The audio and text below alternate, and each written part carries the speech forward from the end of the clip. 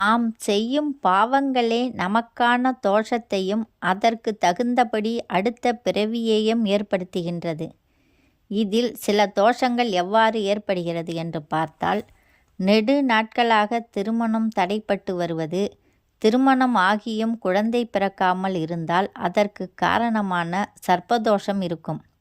இறைவனின் அம்சமான நாகசர்ப்பத்தை முன் ஜென்மத்தில் துன்புறுத்திய காரணத்தால் இந்த ஜென்மத்தில் அதனுடைய சாபத்தினால் பல வகையான துன்பத்திற்கு ஆளாகலாம். பித்ருக்களுக்கு திதி கொடுக்காமல் இருந்தால் பித்ரு தோஷம் ஏற்படும். கொலை அல்லது அதற்கு சமமான பாவங்கள் செய்பவருக்கு பிரமகத்தி தோஷம் ஏற்படும். சுமங்கலியாக இறந்த பெண்ணுக்கு வருடா வருடம் சுமங்கலி பூஜை செய்யாமல் இருந்தால் மாங்கல்ய தோஷம் ஏற்படும். தோஷங்களில் மிக பெரியது பிரம்மகத்தி தோஷமாகும்.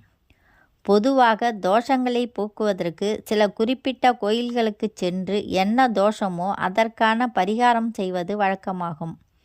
ஆனால் ஒரே கோயிலில் பல்வேறு வகையான தோஷங்களுக்கு பரிகாரம் செய்வது குறிப்பிடத்தக்கதாக உள்ளது.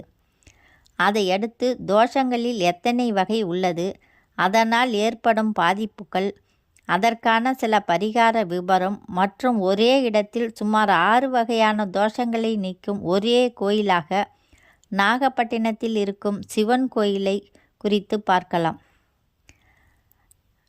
அன்னதோஷம், பித்ரு தோஷம், புத்திர தோஷம், பாலாரிஷ்ட தோஷம், சுக்கிர தோஷம், சந்திர தோஷம், சர்ப்ப தோஷம், மாங்கல்ய தோஷம், செவ்வாய் தோஷம், கர்ம தோஷம், சூரிய தோஷம், ராகு தோஷம், சனி தோஷம், கன்னி தோஷம், தார தோஷம், கலத்திர தோஷம், நாகதோஷம், பிரம்மகத்தி தோஷம். தொழில் வியாபாரத்தில் திடீர் சரிவு அல்லது அந்த தொழிலே செய்ய இயலாத அளவிற்கு வீழ்ச்சியடைதல். வருட கணக்கில் மனக்குழப்பம் ஏற்பட்டு வேறு எதையும் சிந்திக்க முடியாத நிலை ஏற்படுதல். செய்யாத தவறுக்கு தண்டனை கிடைத்தல். திருமண பாக்கியம் ஏற்படாமல் போகுதல் அல்லது காலம் தள்ளி போகுதல். குழந்தை பாக்கியம் ஏற்படாமல் இருத்தல் அல்லது தாமதமாகுதல். நாகப்பட்டினத்தின் புராண காலப்பெயர் கடல் நாகை காரோணம் என்பதாகும்.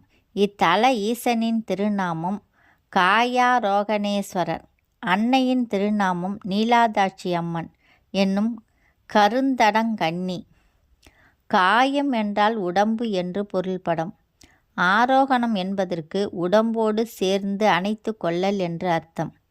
இங்குள்ள ஈசன் புண்டரீக மகரிஷியின் உடலை தன் சிவலிங்க திருமேனியோடு சேர்த்து கொண்டதால் இத்தல இறைவனுக்கு காயோரோகணர் என்றும் இத்தலத்திற்கு காயோரோகணம் என்று பெயர் வந்தது. நந்திக்கு அருகம்புல் மாலை அணிவித்து ஈசன், அம்பிகை, நந்தி ஆகியோருக்கு தேன் அபிஷேகம் செய்து 5 நெய் தீபங்கள், 5 சந்தனாதி தைல தீபங்கள் ஏற்றி வழிபட்டு வந்தால் கண் சம்பந்தப்பட்ட நோய்கள், கண் திருஷ்டி தோஷங்கள் அகலும் என்பது நம்பிக்கையாக இருக்கிறது. இங்கு மூலவருக்கு பின் புறம் தனி மாடத்தில் சிவன், அம்பாள் நடுவில் முருகப்பெருமான் இருக்கின்ற சோமஸ்கந்த சிலை இருக்கின்ற காரணத்தால் இத்தலத்தில் வழிபட்டால் குழந்தை பாக்கியம் கண்டிப்பாக கிடைக்கும் என்பது நம்பிக்கை. இக்கோயிலில் உள்ள அகோர வீரபத்திரரை பௌர்ணமி நாளில் வெற்றிலை மாலை அனுபவித்து வழிபட்டால் பணத்தடை தோஷங்கள் அகலும்.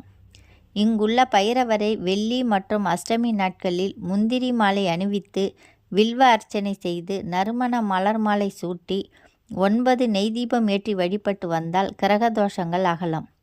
இங்குள்ள சனீஸ்வரர் தசரதரால் பிரதிஷ்டை செய்யப்பட்டவர் என்கிறார்கள். இவரை 9 நல்லெண்ணெய் தீபமேற்றி வழிபட்டால் சகல விதமான சனி தோஷங்கள் நீங்கும். சிவராத்திரி நாளில் இத்தல ஈசனை வில்வ இலை மற்றும் நாகலிங்க பூ கொண்டு வழிபட்டால் நாகதோஷங்கள் நீங்கும் என்பது ஐதீகம். இவ்வாறு 6 வகையான தோஷங்களை நீக்கும் ஒரே கோயிலாக இக்கோயில் திகழ்வது பெரும் அதிசயமாகும். இந்த வீடியோ பிடித்திருந்தால் லைக் பண்ணுங்கள், ஷேர் பண்ணுங்கள், சப்ஸ்கிரைப் செய்யுங்கள். நன்றி, வணக்கம்.